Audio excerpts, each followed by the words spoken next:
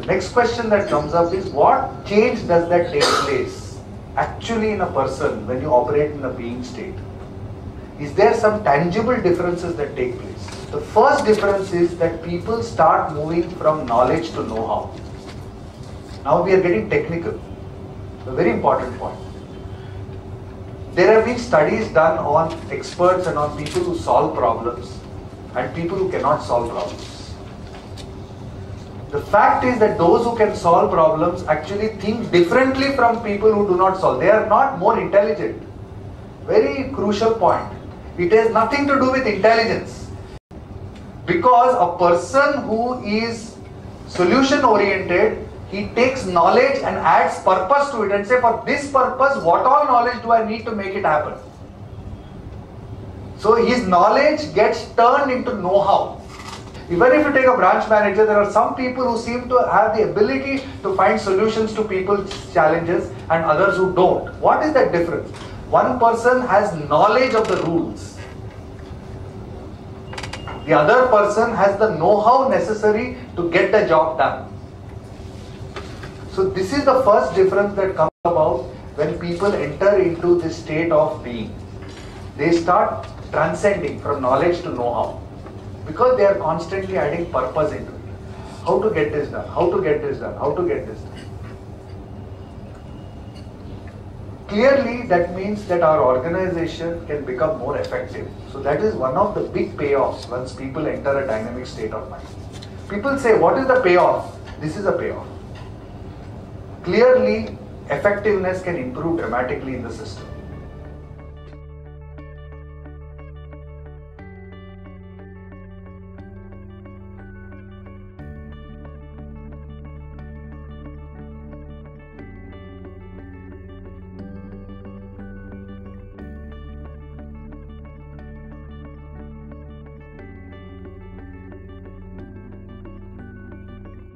The second thing that happens is that there is a shift from what is called reactive to responsive behavior. What is the difference between reactive and responsive?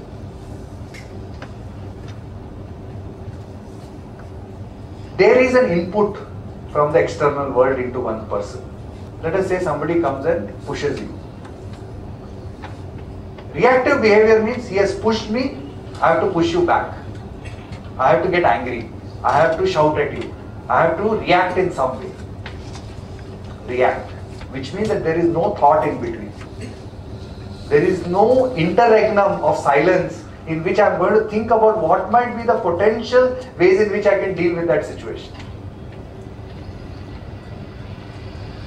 While responsive means there is an input, somebody has hit you. Now for a few seconds you think about and then take a call and act in a way which is not reactive, but you say, no, I can act on it. I may not show the other cheek, I may not hit him back, I may smile about it, or I might do some fourth reaction which nobody has thought about. That space of thinking in between actually transforms the entire interrelationship, the entire engagement.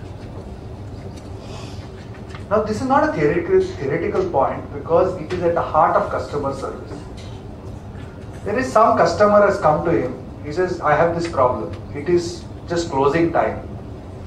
If his mind is already locked up in one way, then actually he might react by saying Abhinay Kalao, or he might just say go to the next person. He could react in so many ways. Why do I call them reactions? Because at that time the only thing that he is doing is to push it away. There is an input which says I am going to be delayed, so my output is pass on that stimuli to somebody else or to get rid of that stimulus, and I will not react, or I will not be called upon to do anything with it. So my reaction is to shun or shut off that stimulus. If on the other hand that same person is going to respond to that situation, then that person could actually think about and say, this is the problem, oh that's very simple. It might just require 10 seconds more of engagement and maybe that problem may be solved immediately. And those guys can say, he's my friend, I just went there and he just solved it even though he was closing. The fact that you are closing and helped him can become a big plus point for the bank instead of a minus point. It's all the difference between reactive to responsive. Time lost may be nil. He might spend that same amount of time waiting for a friend to join him before he goes for lunch. That same amount of time. His lunch also may be at the same time. So this reactive to responsive behavior is the second thing that happens when people move into a being state. That is automatically leads to more and more thinking about various situations. You will also find that it is this that creates that soft factor, which I think in banking is very important, called judgment. People who can apply good judgment are usually people who don't react but respond. That you'll agree with. And judgment is not built in a day, it's built over years. It is built because time and again in every situation you have thought about it rather than simply reacting. So the judgment is born of responsive behavior, not reactive behavior. So you can see that good banking and citizenship are one and the same thing also. Just as much as citizenship is actually aligned to the spiritual identity of a person, to that identity of someone being free, dynamic, etc. It is also linked to being effective and good at one's job. All the three can be one and the same. They need not be separate from each other.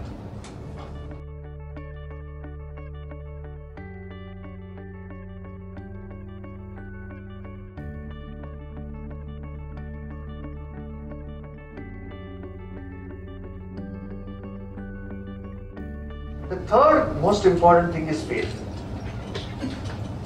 We have spoken earlier that faith is not equal to position. Faith is equal to self-esteem, regard for oneself and regard for others. Those who cannot regard themselves cannot regard others. Simple truth. A person who believes that someone else is higher than him simply by way of position has already started eroding his own self-esteem and already started believing that I am a victim because I am out of control. Such a person will also take away control from others, so will not have esteem for others. They are two sides of the same coin. And only when there is faith will people actually translate judgment into action. It's only then will we go and get market share. Because only when judgment is translated into action are you going to go and acquire customers, do deals, achieve goals in the marketplace.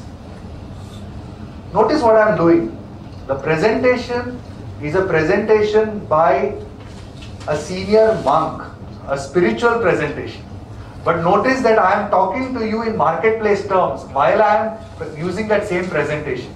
I am just time and again trying to demonstrate to you the unity between citizenship as a spiritual idea which can give us more fulfillment on one side, and citizenship as an idea which is a business idea that will actually make us more effective as people. Both are one and the same. And that is the central power of citizenship.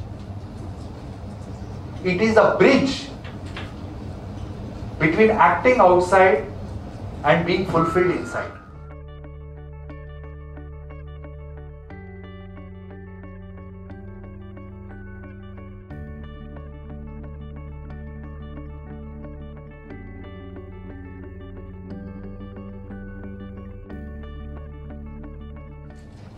So how are we going to achieve this state? He talks about an individual and society, and he says that the only way when an individual consciously wills himself toward the larger purpose, will that state of being within start bursting out. So he says that the only way for us to do it is to start willing ourselves. Say, I'm going to do it. I'm going to achieve that purpose. What is that purpose? That purpose is that I want a collective, a citizenship collective. And I want to be able to serve customers, serve markets, contribute to people in this country. This is what we want to accomplish in Citizen SP.